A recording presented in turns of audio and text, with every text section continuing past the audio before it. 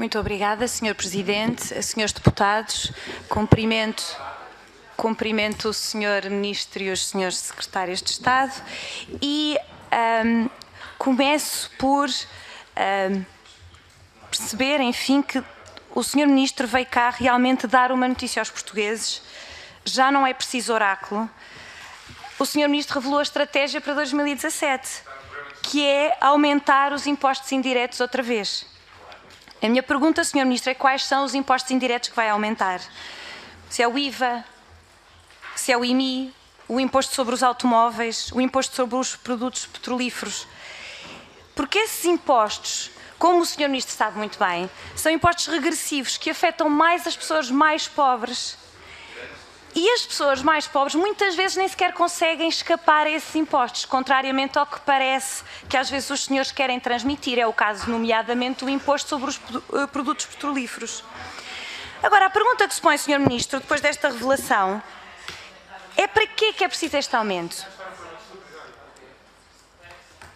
Os senhores querem aumentar estes impostos para aumentar a despesa corrente e a dívida. Portanto, a pergunta que eu ponho é se o Sr. Ministro confirma que está a manter e se confirma se quer continuar com o que é fundamentalmente um modelo económico e fiscal errado para a economia portuguesa. E agora, para passar aos temas sobre a execução fiscal, sobre a dívida, etc. O Sr. Ministro tem querido fazer passar a mensagem que está tudo bem. E está aqui com ar muito confiante e muito tranquilo. E eu gostava muito de acreditar. Agora, esta audição ainda me causou mais preocupação. E mais preocupação porque o Sr. Ministro não esclarece as perguntas que são postas sobre a dívida, sobre o aumento dos juros, sobre a execução orçamental, que são sinais muito preocupantes. E é muito preocupante que o Sr. Ministro não responda. O Sr. Ministro começa por referir aqui, relativamente a uma pergunta do meu colega, que não é comparável o plano de refinanciamento da Caixa Geral de Depósitos com o reembolso do FMI.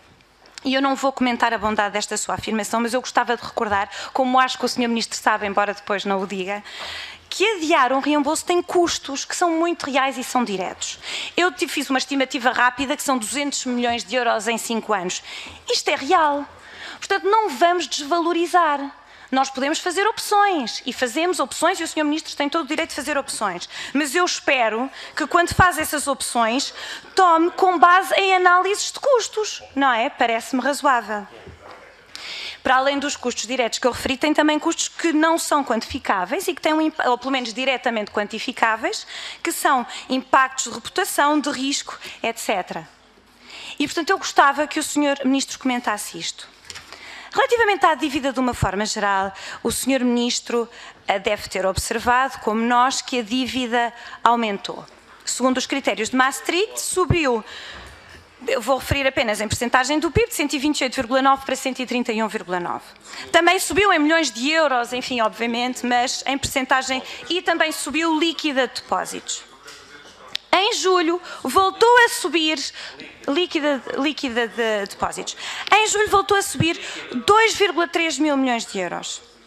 Sr. Ministro, a dívida, portanto, sobe em todas as métricas possíveis, é bastante óbvio. E eu não vou ter o mesmo pudor que a Sra. Deputada Cecília Meireles e vou comparar mesmo com as suas previsões. E as suas previsões na década para Portugal, do ano passado, estimava ou previa que a dívida estivesse em cerca de 128,8%. Já estamos muito longe destes valores.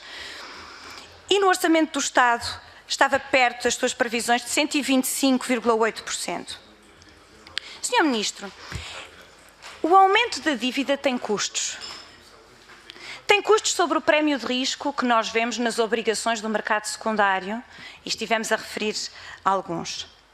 Tem custos para as famílias e para as empresas que têm um peso da dívida nas suas finanças, na capacidade que têm de ser inovativos, de criar novas empresas e novos negócios. 30 segundos. Isto não preocupa? Na execução orçamental, o Sr. Ministro tem aumentar os pagamentos em atraso. 160 milhões de euros entre dezembro e meados deste ano. Hoje, a notícia de hoje é que o SNS deve 13 milhões de euros às empresas que fornecem cuidados de saúde respiratórios ao domicílio.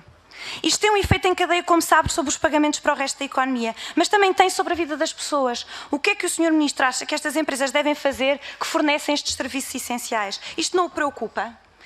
E, Sr. Ministro, nós soubemos hoje... E para terminar, Sr. Presidente, obrigada. O impacto direto destas questões todas sobre o custo da dívida é muito real, porque nós soubemos hoje, Sr. Ministro, que na colocação de dívida, e nomeadamente a linha há 7 anos, os juros da dívida também subiram.